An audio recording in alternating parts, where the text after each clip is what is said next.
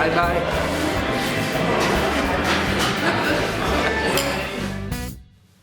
Hi guys, welcome to a new episode of The Drum Brother.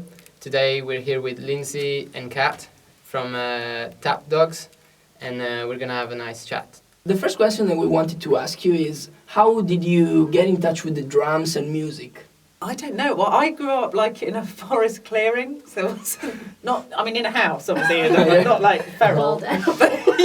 But yeah, so it was like you made your own entertainment, whether it was, you know, literally making something out of wood, or like, you know, painting, or just play piano or drums or that kind of thing. And I wasn't like massively into the drums per se. But I know I wanted to be a musician when I was like 7, when I sort of, after about a week of playing, but I didn't realise I wanted to be a drummer till I was about 15 or 16.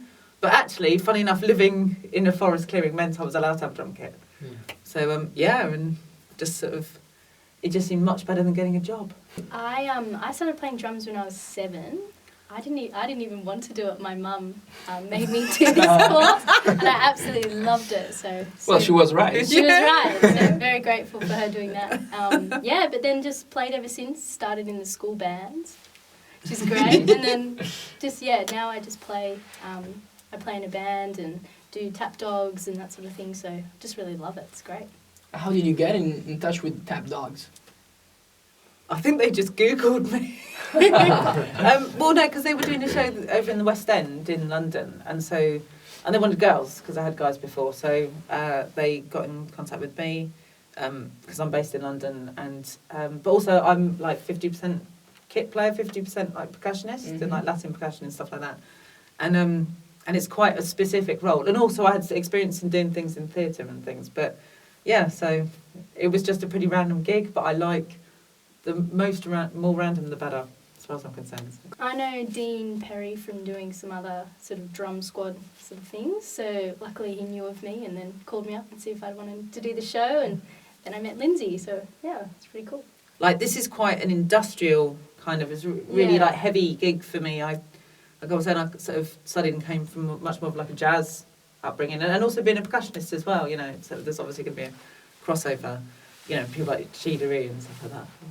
It's my hero, but I think, I found that you need to have your technical skills have to be pretty high, and just get your paradiddles and rudiments going. Definitely keep those up. But it's a lot to memorise as well, and it's all written as well, the show, you know. Oh, you need to read also? It's like a 90-minute show, and memorise it. I think one of the songs which we played a little bit from, that it's about a 7-minute piece which you have to memorise the whole thing. Wow.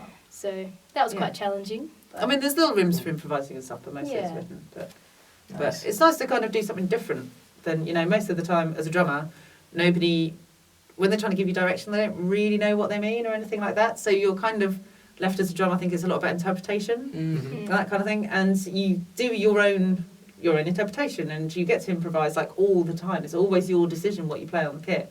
So it was quite nice for change for somebody to go, actually, I want to play like that. And you play patterns you wouldn't normally play, or, you know, play grooves that you wouldn't. You know. Yeah, and for me, all the hand percussion is just something a bit different. I don't usually play that, so it's been great to just like learn all the rhythms and the technique for that. So it's been really cool. And do you use like clicks or something? Yeah, we have in-ears because we have to play to tracks for the dancer to dance to, and then we provide the beats and rhythms. But play with clicks and in-ears. And Cool. So your preparation is basically on playing on clicks, so I mean, it's not all to click, it's not all with track, but there's a lot of it is, so but it's just good to